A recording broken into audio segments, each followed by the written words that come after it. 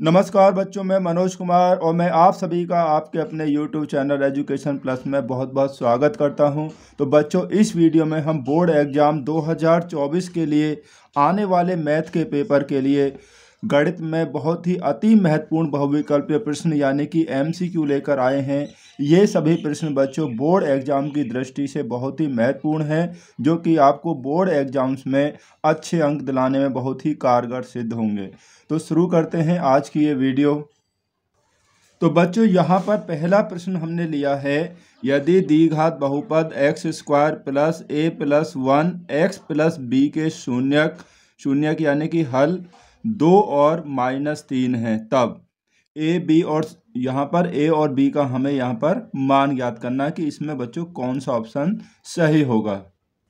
अगर बच्चों हम ये बात करें द्विघात बहुपद में शून्यकों का योगफल यानी कि अल्फा प्लस बीटा, वो क्या होता है -b/a होता है। ठीक है, -b का मतलब होता है x का गुणांक और a होता है बच्चों x² का गुणांक।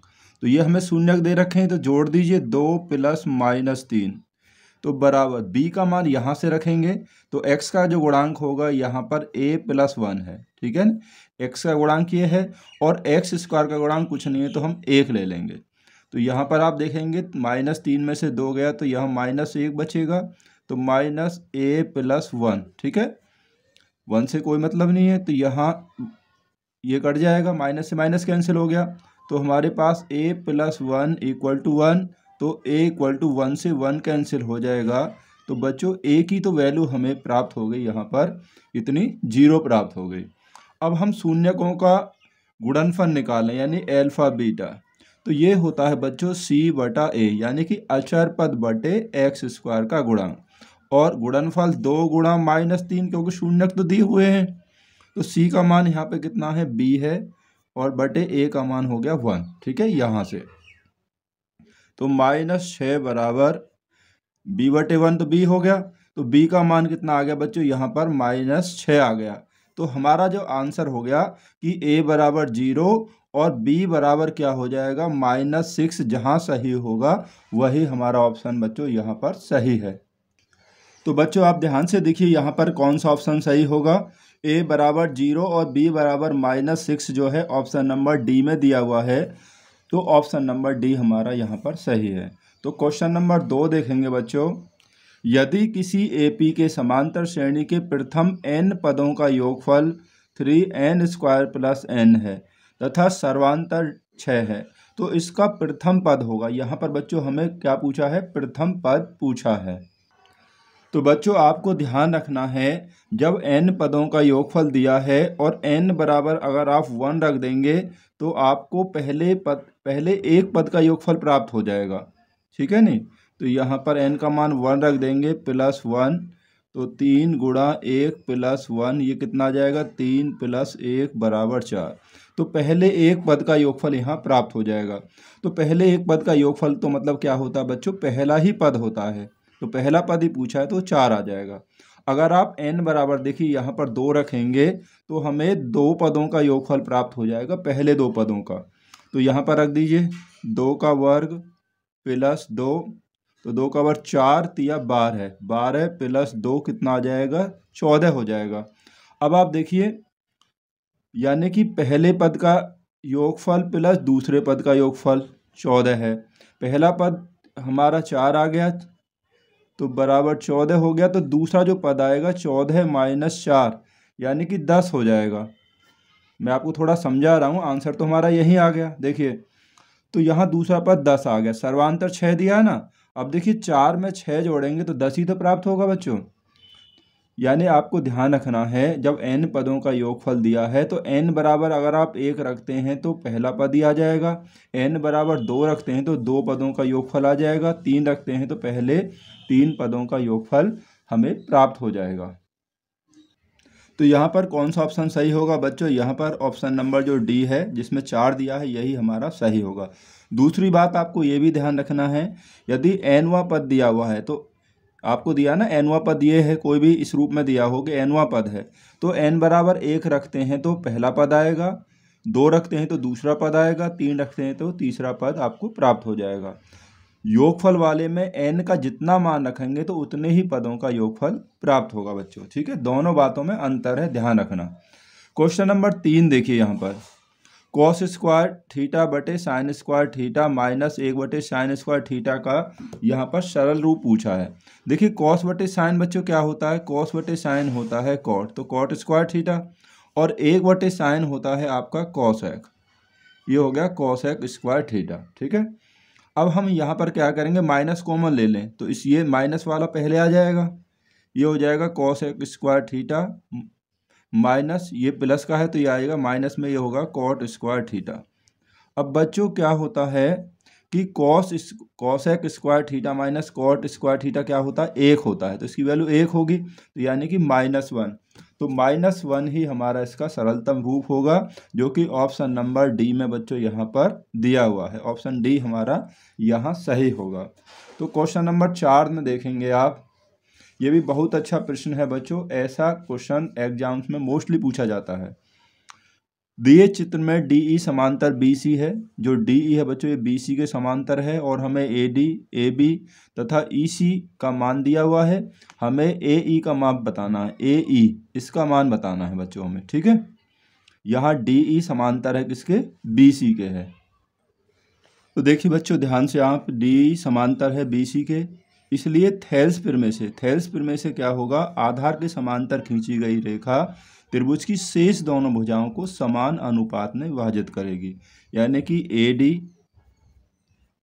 AD बटे BD ये बराबर होगा AE बटे EC के। ठीक है ना बच्चों, अब AD हमारे पास 3 है तो 3 रख देंगे, और BD कितना है, देखिए यहाँ से यहाँ तक ये पूरा कितना 7 है, 7 में से 3 माइनस हो गया तो ये बचेगा बच्चों 4, तो बटे 4 बराबर AE आपको ज्ञात करना है, और EC कितना है 3 दिया हुआ है, क्रॉस मल्टीप्लाई कर दीजिए यहाँ से। तो बच्चों जो AE यानी कि 4 गुणा AE बराबर होगा 3 गुणा 3 9 होगा, तो AE बराबर इस 4 से यहाँ पर डिवाइड कर देंगे, 4 का जब भाग देंगे तो 2.25 यहाँ पर बार चला जाएगा। ठीक है, 9 में 4 का भाग 2.25 बार जाएगा। तो बच्चों ऑप्शन नंबर देखते हैं कौन सा सही है, और बच्चों ऐसा आंसर हमें ऑप्शन नंबर बी में दिया है, तो ऑप्शन बी हमारा यहाँ पर सही है। क्वेश्चन नंबर 5 में दिया है 2 अंकों की सबसे छोटी तथा सबसे छोटी भाज्य संख्या का LCM यानी कि लैसे होगा, क्या होगा। देखिए बच्चों 2 अंकों की सबसे छोटी संख्या कौन सी है, 2 अंकों की, तो 10 है सबसे छोटी, और सबसे छोटी जो भाज्य संख्या है यानी कंपोजिट नंबर वो बच्चों 4 है। ठीक है, अब इनका हमें लैसे निकालना है, तो 10 और 4 का LCM लैसे बच्चों क्या होगा, 20 होगा। ठीक है, 10 और 4 का लैसे 20 होगा, ये आप सभी जानते हैं। तो ऑप्शन नंबर जो यहाँ पर है सी बच्चों वो बिल्कुल सही है। तो क्वेश्चन नंबर 6 में आप देखेंगे कि बिंदु -4,3 की y अक्ष से दूरी होगी। ऐसा क्वेश्चन भी y अक्ष से पूछ ले या x अक्ष से पूछ ले, ठीक है ना बच्चों, अक्सर पूछ लिया जाता है। y अक्ष से पूछा, पहला बिंदु x होता है, दूसरा y होता है। अब हमें y अक्ष से पूछा है तो हमें x वाला लिखना है, और दूरी हमेशा बच्चों ध्यान रखना है वो कैसी होगी, धनात्मक होगी, यानी कि ऑप्शन नंबर जो बी है वो सही होगा, ए नहीं आपको लगाना है। अगर यही क्वेश्चन पूछा जाता ना x अक्ष से दूरी, तो फिर हमें ये 3 वाला लेना है, फिर ये ऑप्शन सही होता। x से पूछेगा तो y वाला लिखना है, और y से पूछेगा तो हमें x वाला बच्चों यहाँ पर लिखना है। ठीक है, क्वेश्चन नंबर 7 देखिए, यदि बहुपद x² + 3x + k का एक शून्यक 2 है, शून्यक यानी बच्चों हल हम कह सकते हैं x का मान, तो k का मान बताइए। जब इसका एक शून्यक 2 है तो इसमें x बराबर 2 आप रख दीजिए इस वाले समीकरण में। देखो मैं शॉर्ट में ही कर देता हूँ, तो ये x² + 3x + k है, जहाँ भी आपको x दिखाई दे रहा है वहाँ पर x का मान आप 2 रख दीजिए। ठीक है, प्लस के बराबर 0 लगा देंगे, क्योंकि शून्यक है तो संतुष्ट करेगा। 2 का वर्ग 4 + 3 दूनी 6 प्लस के बराबर 0, 6 और 4 10 हो गए, तो के बराबर 10 इधर ले आएंगे तो -10 हो जाएंगे। तो बच्चों यहाँ पर के का मान कितना होगा, -10 होगा, जो ऑप्शन नंबर ए में हमें दिया हुआ है। ठीक है ना बच्चों, क्वेश्चन नंबर देखिए इसके बाद 8 देखिए आप। तो क्वेश्चन नंबर जो 8 है बच्चों वो हमें दिया हुआ है कि समीकरण 3x माइनस वाई बराबर 0 मतलब बराबर 3 द्वारा निरूपित रेखा को y अक्ष जिस बिंदु पर प्रतिच्छेद करता है, y अक्ष इस समीकरण को जिस बिंदु पर प्रतिच्छेद करता है उसके निर्देशांक क्या होंगे, यहाँ पर ये ऑप्शन दिए हुए हैं। अब पहली बात तो बच्चों जो y अक्ष पर कोई बिंदु जो होता है वो क्या होता है, वो होता है बच्चों 0, b। y अक्ष पर 0, b होता है। पहला मान आप जानते हैं x का होता है और दूसरा मान होता है किसका, y का। ठीक है, तो x का मान तो 0 मिल गया। अब इस जो समीकरण हमारे पास दिया है ना 3x माइनस वाई बराबर 3, x का मान 0 रख दीजिए, यहाँ 0 रखेंगे तो बच्चों ये तो 0 हो गया। 0 माइनस वाई बराबर 3 या माइनस वाई बराबर 3, तो या y बराबर माइनस इधर आ जाएगा। ठीक है, y का मान आ गया -3। x का मान क्या है बच्चों, x का मान हमने 0 और b यानी y का मान हो गया -3, तो 0, -3। ठीक है, कितना आसान तरीके से होगा, यही ऑप्शन इसमें सही होगा। और 0, हमें ऑप्शन नंबर ए में यहाँ पर दिया हुआ है बच्चों। ठीक है ना। अब क्वेश्चन नंबर 9 आप देखिए। क्वेश्चन नंबर 9 है, यदि द्विघात समीकरण ax² + bx + c बराबर 0 के मूल बराबर तथा वास्तविक हैं। ठीक है, बराबर और वास्तविक हैं तो c बराबर होगा, c का मान किसके बराबर होगा। ठीक है ना बच्चों। अब बच्चों समीकरण के मूल वास्तविक और बराबर हैं तो क्या होता है कि b² - 4ac ये बराबर होता है 0 के, यानी विविक्ति कर का मान क्या होता है, 0 होता है। b², b क्या है, x का गुणांक, तो यहाँ b ही दिया है तो b का स्क्वायर ही रहेगा। 4a, a का मान भी यहाँ पर x का गुणांक a ही दिया है तो a ही आ जाएगा। और c अचर पद बच्चों यहाँ पर c ही दिया है तो c ही रहेगा, बराबर 0 हो गया। ठीक है ना। हमें किसका मान निकालना, हमें c का मान निकालना है। तो देखिए ये हो गया b² - 4ac बराबर 0, इसको उधर ले आएंगे प्लस का हो जाएगा, तो b² बराबर 4ac, b² बराबर 4ac हो गया। अब इसके साथ c के साथ जो है ना 4 है, इसको उधर ले जाइए तो c बराबर होगा b² गुणा में है तो इधर आके बच्चों किस में हो जाएगा, भाग के रूप में हो जाएगा। ठीक है नहीं, गुणा के रूप में था, इधर आकर भाग के रूप में हो जाएगा। c का जो मान आएगा वो हो जाएगा b² / 4a। तो बच्चों ऑप्शन कौन सा सही होगा, ऑप्शन ऐसा दिया है ऑप्शन नंबर डी में, तो बच्चों ऑप्शन नंबर जो डी है वो हमारा सही होगा। क्वेश्चन नंबर 10 है बच्चों, अच्छी प्रकार से फेंटी गई 52 पत्तों वाली ताश की एक गड्डी से एक पत्ता निकाला गया पत्ता एक तस्वीर वाला यानी कि फेस कार्ड होने की प्रायिकता होगी। यहाँ पर प्रायिकता ज्ञात करनी है। अब बच्चों तस्वीर वाले पत्ते कितने होते हैं, हमारे जो पत्ते होते हैं बच्चों वो 4 प्रकार के होते हैं, ये तो आपको पता ही होगा। अब यहाँ पर 4 तो क्या होते हैं तस्वीर वाले पत्ते, 4 होते हैं बादशाह यानी कि किंग, और 4 ही होती हैं क्वीन जिस पर तस्वीर बनी हुई होती है, और 4 ही होते हैं आपके गुलाम। ठीक है, इसे हम जैक भी बोल देते हैं। तो ये होते हैं हमारे तस्वीर वाले पत्ते, तो ये हो गए हमारे कुल 12 पत्ते जो तस्वीर वाले होते हैं। कुल पत्ते कितने हैं, 52। ठीक है, प्रायिकता निकालनी है तो तस्वीर वाले पत्तों की संख्या बटे कुल पत्तों की संख्या 52 है। अब यहाँ सॉल्व कर लीजिए, 4 से 4 × 12 और 13 × 4 = 52, यानी कि 3/13 हो गया। और 3/13 है बच्चों ऑप्शन नंबर बी में हमें दिया हुआ है, तो यही ऑप्शन हमारा सही होगा। क्वेश्चन नंबर 11 देखिए इसके बाद बच्चों। क्वेश्चन नंबर 11 में दिया है, यदि त्रिभुज PQR समरूप है त्रिभुज ABC के और PQ 6 सेंटीमीटर है, AB 8 है और त्रिभुज ABC का जो परिमाप है वो 36 सेंटीमीटर है, तो त्रिभुज PQR का परिमाप कितना होगा। देखिए बच्चे दोनों जो त्रिभुज आपस में समरूप हैं, और एक बात आपको ध्यान रखनी है कि दो समरूप त्रिभुजों के जो परिमाप होते हैं उनका अनुपात उनकी संगत भुजाओं के अनुपात के बराबर होता है। यानी कि हम ऐसे कह सकते हैं कि त्रिभुज PQR का जो परिमाप है बच्चों बटे त्रिभुज ABC का परिमाप, इनका जो अनुपात होगा इनकी संगत भुजाओं, PQR पहले है यानी कि संगत भुजा PQ बटे और इसकी संगत भुजा ये हो जाएगी बटे AB। इनके अनुपात के बराबर होगा, ठीक है नहीं। अब पी क्यू आर का परिमाप हमें निकालना है तो हम x मान लेते कुछ समय के लिए, और ए बी सी का हमें परिमाप दे रखा है 36, ठीक है नहीं। और इसकी भुजा है कितनी, 6 है, और इसकी जो संगत भुजा है बच्चों 8 है। देखिए 2 तिया 6 और 2 चौके 8, 4 से हम इस 9 को भी काट सकते हैं, यानी 36 को 9 बार। तो यहाँ पर अब क्रॉस मल्टीप्लाई करेंगे बच्चों, तो ये हो जाएगा x बराबर 9 गुणा 3 27, x यानी कि जो हमने परिमाप माना है त्रिभुज पी क्यू आर का, तो ये हो जाएगा 27 सेंटीमीटर।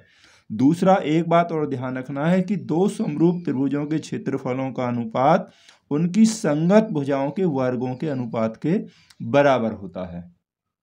तो बच्चों कौन सा ऑप्शन यहाँ पर सही होगा? ऑप्शन नंबर बी में 27 सेंटीमीटर दिया हुआ है, तो ऑप्शन नंबर बी ही सही होगा। तो क्वेश्चन नंबर 12 देखते हैं। क्वेश्चन नंबर 12 में हमें दिया हुआ है कि उस लंबवृत्तीय शंकु का आयतन क्या होगा जिसके आधार का क्षेत्रफल 156 वर्ग सेंटीमीटर है और ऊर्ध्वाधर ऊंचाई 8 सेंटीमीटर है, ठीक है। आयतन पूछा है बच्चों, आपको ध्यान रखना है कि जो शंकु का जो आयतन होता है बराबर होता है 1/3 गुणा आधार का क्षेत्रफल जो कि 156 दिया है गुणा ऊंचाई जो हमें 8 दी हुई है। शंकु का आयतन जो होता है वो ये भी होता है कि 1/3 आधार का क्षेत्रफल गुणा ऊंचाई। वैसे आप ये याद करते हैं ना 1/3 पाई आर स्क्वायर एच, क्योंकि पाई आर स्क्वायर जो होता है वो बच्चों क्या होता है, आधार का क्षेत्रफल ही होता है। इसे सॉल्व कर लीजिए, 3 पंजे 15 और 3 दूनी 6, 2 यानी कि 52 में 8 से गुणा करेंगे तो ये हो जाएगा बच्चों 416। तो ऑप्शन नंबर जो है यहाँ पर डी में हमें यही दिया हुआ है 416 वर्ग यानी घन सेंटीमीटर, तो यही सही होगा। क्वेश्चन नंबर 13 देखेंगे बच्चों, ये भी काफ़ी अच्छा प्रश्न है और किसी प्रकार से पूछा जा सकता है। दो गोलों की परिधियों में 4:5 का अनुपात है तो उनकी त्रिज्याओं में अनुपात क्या होगा? पहली बात तो आप यही समझ लीजिए, जो परिधियों का अनुपात होता है वही त्रिज्याओं का अनुपात होता है। कैसे? देखिए, परिधियों का अनुपात है 2πr1 और 2πr2, ये परिधियाँ होगी। बराबर कितना दिया है? 4:5। 2πr से 2π कट गया तो r1/r2 कितना बचा? 4/5 का मतलब है 4:5। यानी आपको ध्यान रखना है जो परिधियों का अनुपात होता है गोलों की वही उनकी त्रिज्याओं का भी होता है, ठीक है। तो ऑप्शन नंबर जो यहाँ पर है बच्चों वो ऑप्शन नंबर सी ही यहाँ पर सही है, ठीक है नहीं। अगर यहाँ पे पूछा ना वक्र प्रश्नों का अनुपात तो इसका वर्ग कर देते, त्रिज्याओं के अनुपात का, जो त्रिज्याओं का अनुपात इसका वर्ग कर दीजिए तो 16:25 क्या हो जाता है इसके वक्र प्रश्नों का, ठीक है, अनुपात हो जाता है। तो क्वेश्चन नंबर 14 है बच्चों, कॉस की 4a माइनस साइन की 4a का सरल रूप होगा। तो यहाँ पर कौन सा ऑप्शन होगा बच्चों सही? तो थोड़ा सॉल्व करके देखते हैं। तो कॉस की 4a को बच्चों हम क्या लिख देंगे? कॉस वर्ग a का स्क्वायर लिख देंगे, और ऐसे ही इसको हम साइन वर्ग a का स्क्वायर लिख देंगे यहाँ पर, ठीक है नहीं। तो यहाँ पर आइडेंटिटी हो जाएगी a² माइनस b², जो एक बार प्लस में आएगा कॉस वर्ग a प्लस साइन वर्ग a, ठीक है नहीं। और एक बार ये माइनस में आएगा कि कॉस वर्ग a और माइनस साइन वर्ग a। एक बार हमने प्लस में लिख दिया और एक बार माइनस में, और इसका मान क्या होता है? साइन वर्ग प्लस कॉस वर्ग का मान 1 होता है, और यहाँ पर बचा कॉस वर्ग a माइनस साइन वर्ग, ठीक है ना बच्चों। अब यहाँ कॉस वर्ग को तो ऐसे ही रहने दीजिए आप। अब साइन को हम कितना लिख सकते हैं? साइन वर्ग थीटा होता है 1 माइनस कॉस वर्ग थीटा, ठीक है। साइन वर्ग होता है 1 माइनस कॉस वर्ग थीटा, माइनस और ये माइनस का प्लस हो जाएगा कॉस वर्ग a। अब देखिए एक और एक दोनों ही प्लस के हैं तो एक और एक 2 हो जाएगा, यानी कि 2 कॉस वर्ग a माइनस 1। तो 2 कॉस वर्ग a माइनस 1 किस में दिया है वो देख लेते हैं।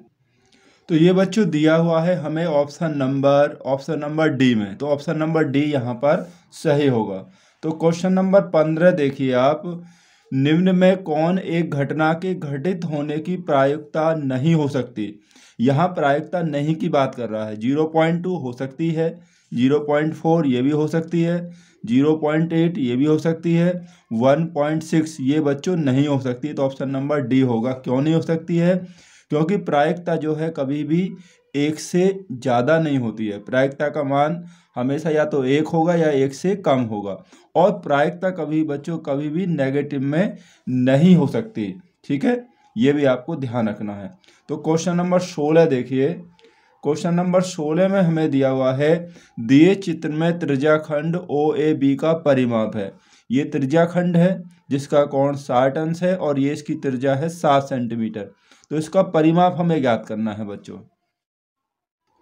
तो त्रिज्याखंड का जो परिमाप होता है बच्चों वो होता है कितना, 2r + l। यहाँ पर l जो होगी वो होगी चाप की लंबाई। ठीक है, यहाँ पर हमने छोटा सा डायग्राम बना लिया है। तो l पहले निकाल लेते हैं। l बराबर, तो यानी कि θ/360 गुणा 2πr। चाप की लंबाई का सूत्र ये होता है। थीटा हमें 60 दिया है, 60/360 और 2 का मान 22/7 रख दीजिए, और त्रिज्या आपके पास कितनी है, 7 है। 7 से 7 कैंसिल हो जाएगा, यहाँ इससे कैंसिल हो गया 6 बार। ठीक है, और 2 से हम इस 6 को कैंसिल कर लेंगे 3 बार। तो ये बचा हमारे पास 22/3। ये बच्चों चाप की लंबाई हो गई। अब ये इसका आपका सूत्र होता है 2r। तो r हमारे पास 7 है, प्लस चाप की लंबाई आ गई है हमारे पास 22/3। इसे हम सॉल्व कर लेंगे। तो यहाँ बच्चों 3 LCM आएगा, 7 दूनी 14, यहाँ 7 दूनी 14 हो गया। 3 LCM में 14 3 42 और प्लस 22। ठीक है, ये 14 हो गया। देखिए 3 LCM है तो 14 3 42 प्लस 22, तो ये जोड़ कर कितना हो जाएगा, ये हो जाएगा 64/3। ठीक है, तो यहाँ 64/3 हो जाएगा इसका परिमाप। तो बच्चों ऑप्शन नंबर जो यहाँ पर 1 दिया है पहला ए, ये हमारा सही होगा। तो क्वेश्चन नंबर 17 देखिए। क्वेश्चन नंबर 17 में दिया हुआ है 6 सेंटीमीटर, 8 सेंटीमीटर और 10 सेंटीमीटर त्रिज्याओं वाले 3 धातु के गोलों को पिघलाकर एक गोला बनाया गया। 3 गोलों से एक गोला बनाया गया है। गोले का व्यास है। यहाँ पर कौन सा ऑप्शन सही होगा, गोले का व्यास हमें यहाँ पर ज्ञात करना है बच्चों। तो बच्चों एक बात हमें ध्यान रखनी है कि जो नए गोले का जो आयतन होगा 4/3 पाई कैपिटल R की 3, इसकी त्रिज्या हमने कैपिटल R मान ली, वो इन तीनों गोलों के आयतनों के योग के बराबर होगा, जिनकी त्रिज्याएं ये हमें दी हुई हैं। तो यानी कि पहले गोले का आयतन R की 3, R 6 है, तो ये हम सीधा रख देते हैं, प्लस 4/3 पाई R यानी कि 2 की पावर 3 और प्लस 4/3 पाई यानी कि तीसरे गोले की त्रिज्या। पहले गोले का आयतन, दूसरे का प्लस तीसरे गोले का आयतन। अब आप देखेंगे कि 4/3 पाई R की 3 बराबर 4/3 पाई यहाँ भी है और यहाँ भी है और बच्चों यहाँ भी है, तो इसको हम कॉमन ले लेंगे। 4/3 पाई को कॉमन ले लेंगे तो 6 की घात 3 बची, जो होता है बच्चों 216, और यहाँ 8 की घात 3 बची, जो होता है बच्चों 512, और 10 की घात 3 बचा, तो इसका मतलब हो जाएगा बच्चों 1000। ठीक है, 4/3 पाई से 4/3 पाई काट दिया हमने, तो 8 की घात 3 का मान बचेगा। इस सब को जोड़ देंगे तो ये हो जाएगा बच्चों 1728। ठीक है, और अगर हम R का मान निकालेंगे तो हमें 1728 का क्या लेना है, घनमूल यानी कि क्यूब रूट लेना है। तो 1728 का क्यूब रूट अगर आप निकालेंगे तो वो आ जाएगा 12, यानी कि नए गोले की त्रिज्या 12 हो जाएगी। हमें पूछा है इसमें व्यास, तो व्यास जो होगा 12 दूनी 24 सेंटीमीटर हो जाएगा। और 24 सेंटीमीटर बच्चों हमें यहाँ पर ऑप्शन नंबर बी में दिया है, तो ऑप्शन बी सही होगा। इसकी जो त्रिज्या है वो 12 है। ठीक है, नहीं त्रिज्या पूछता तो ऑप्शन नंबर ए सही हो जाता। क्वेश्चन नंबर 18 देखेंगे बच्चों। 18 में दिया है, यदि P तथा Q सह अभाज्य संख्याएं हैं, यानी कि को प्राइम नंबर्स हैं, तो P² तथा Q² क्या होगा। सहअभाज्य संख्याएं, सहअभाज्य नहीं होंगी, सम संख्याएं होंगी या विषम संख्याएं होंगी। देखिए बच्चों, जैसे हमने ले लिया कि 2 और 3 क्या हैं, ये आपकी सहअभाज्य संख्याएं हैं, को प्राइम नंबर। अगर इनका स्क्वायर करें, 2 का वर्ग करेंगे तो 4 और 3 का वर्ग करें तो 9। तो ये हमारी कैसी हैं, ये भी सह अभाज्य संख्याएं हैं। और देख लेते हैं, अगर हमने ले लिया कि 5 और 7 ये को प्राइम नंबर हैं, 5 का वर्ग करेंगे 25 और 7 का वर्ग करते हैं 49। तो ये भी बच्चों कैसी आती हैं, ये भी हमारी सह अभाज्य संख्याएं ही आती हैं। सह अभाज्य संख्याएं वो होती हैं जिनमें केवल में से यानी उभयनिष्ठ गुणनखंड केवल एक होता है और कुछ नहीं होता है, वही हमारी सह अभाज्य संख्याएं होती हैं। तो इसलिए बच्चों इनका स्क्वायर जो होगा वो भी सह अभाज्य संख्याएं होगा। ऑप्शन नंबर ए यहाँ पर सही होगा। क्वेश्चन नंबर 19 है बच्चों, यदि समीकरण युग्म 2x + 3y = 7 तथा 2ax + a + by = 28 के अनंत हल हैं, तो ए और बी में यहाँ पर संबंध दिया है, तो यहाँ पर बच्चों कौन सा संबंध सही है वो हमें बताना है। बच्चों यहाँ पर जो बात की गई है अनंत हल के लिए, और अनंत हल के लिए आप जानते हैं कि a1/a2 बराबर होता है b1/b2 और बराबर होता है बच्चों c1/c2 के। ठीक है, पहले दोनों बराबर नहीं होते हैं तो अद्वितीय हल होता है, पहले दोनों बराबर हैं तीसरा बराबर नहीं है तो कोई हल नहीं होता है, तीनों ही इक्वल में आते हैं तो होते हैं अनंत हल।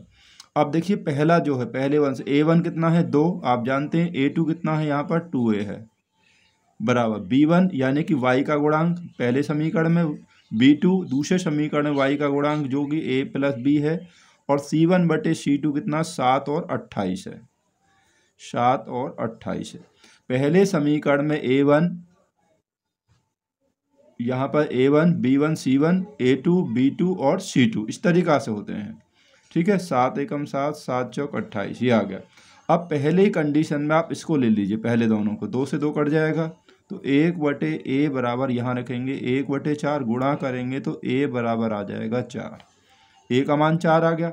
अब इन दोनों को ले लीजिए, 3/a + b बराबर 1/4 यानी कि a + b बराबर 4 दिया 12 हो गया बच्चों।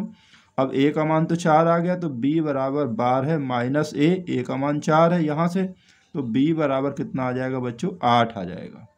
यानी कि जो b का मान है बच्चों वो क्या है, a का दुगुना है, तो b बराबर 2a, ऑप्शन बी यहाँ पर सही हो जाएगा। ठीक है ना बच्चों, और b बराबर 2a हमें किस ऑप्शन में दिया है बच्चों, देखिए यहाँ पर ऑप्शन नंबर बी में ही दिया हुआ है, तो यही ऑप्शन सही होगा। क्वेश्चन नंबर 20 देखेंगे बच्चों, यहाँ पर सभी क्वेश्चन है, आप देख रहे हैं कि एक से एक बढ़कर क्वेश्चन है, और एग्जाम्स में बच्चों ऐसे ही प्रश्न पूछे जाते हैं, तो आप इन प्रश्नों की तैयारी बहुत अच्छी प्रकार से जरूर कर लें। क्वेश्चन नंबर 20 है, दो समरूप त्रिभुजों की संगत भुजाओं का अनुपात 4:9 है, तो उनके क्षेत्रफलों का अनुपात होगा। मैंने आपको बताया था कि समरूप त्रिभुजों के क्षेत्रफलों का जो अनुपात होता है उनकी संगत भुजाओं के वर्गों के अनुपात के ही बराबर होता है। भुजाओं का अनुपात 4:9 है, इसका ही वर्ग करेंगे तो 4 का वर्ग 16 और 9 का अनुपात हो जाएगा 81, तो 16:81 किस ऑप्शन में दिया है वही देख लेते हैं। ऑप्शन नंबर डी में दिया है बच्चों, यहाँ भी दिया है पर ध्यान रखना है पहले 4 है तो 4 का वर्ग 16 पहले आएगा और 9 का वर्ग बाद में आएगा। ठीक है, ये भी हमें ध्यान रखना है। क्वेश्चन नंबर 21 देखेंगे बच्चों, जो कि ट्रिग्नोमेट्री से है कि 2 tan 30 बटे 1 + tan² 30 ये किसके बराबर है। ठीक है, तो देखिए इनके मान रख लेंगे हम, यहीं कर लेते हैं। 2 tan 30 का मान कितना होता है बच्चों, 1/√3 होता है, 1 प्लस यहाँ स्क्वायर है तो 1/√3 का वर्ग कर देंगे, तो ये आएगा बच्चों यहाँ पर कितना हो जाएगा 2/√3, और यहाँ करेंगे तो 1 प्लस इसका स्क्वायर करेंगे तो 1/3 हो जाएगा, तो 3 एकम 3 और 1 4 यानी कि 2/√3। अब इसके बटे हो गया बच्चों 4/3। इसको हम कैसे लिख सकते हैं, देखिए अब हम लिख सकते हैं 2/√3 गुणा 4/3 है तो ये बच्चों लिख जाएगा 3/4। इस रूप में भी हम इसको लिख सकते हैं 3/4 के रूप में। अब 2 से 4 कैंसिल हो जाएगा 2 बार, और √3 से 3 को कैंसिल कर सकते हैं √3 बार। ठीक है, तो इसका मान हो गया √3/2। अब √3/2 होता है बच्चों किसका मान होता है, यहाँ पे देखिए साइन 60 का मान √3/2 ही होता है, तो यही ऑप्शन सही होगा। यहाँ देखते हैं कॉस 60 1/2 होता है, टेन 60 √3 होता है, साइन 30 1/2 होता है। तो ऑप्शन नंबर जो यहाँ पर ए है बच्चों, साइन 60 का मान ही ये होता है, कितना, √3/2। क्वेश्चन नंबर 22 देखिए बच्चों। क्वेश्चन नंबर 22 में हमें दिया है, दिए आंकड़ों में बहुलक वर्ग की उच्च सीमा होगी। बहुलक वर्ग पूछा जा सकता है, आपको माध्य का वर्ग पूछा जा सकता है। बहुत ही ध्यान से इन्हें समझ लेना है, ठीक है। बहुलक वर्ग बच्चों बहुत आसान है, जिस वर्ग की बारंबारता सबसे अधिक है वही बहुलक वर्ग है। यहाँ 12 सबसे अधिक है, तो यही बच्चों हमारा क्या है, बहुलक वर्ग है, ठीक है। यही हमारा क्या है, बहुलक वर्ग है। ये निम्न सीमा है, ये उच्च सीमा है, ये इसकी बारंबारता है। हमें उच्च सीमा पूछा है, तो उच्च सीमा यहाँ पर कितनी है, 80 है, ठीक है। बहुलक वर्ग की उच्च सीमा 80 होगी, तो ऑप्शन नंबर डी यहाँ पर बच्चों सही होगा। क्वेश्चन नंबर 23 है बच्चों, यदि द्विघात समीकरण के x² + 6x + 4 के बराबर 0 के मूलों का योगफल तथा गुणनफल समान है, यानी कि दोनों ही बराबर हैं, योगफल और गुणनफल, तो यहाँ पर k का मान कौन सा सही होगा। तो बच्चों देखते हैं जरा सॉल्व करके। तो बच्चों हमें दिया है योगफल गुणनफल के बराबर है इस द्विघात समीकरण में। तो योगफल आप जानते हैं, ये सूत्र होता है -b/a और गुणनफल होता है c/a। ये दोनों बराबर हैं, तो सॉल्व कर लेते हैं।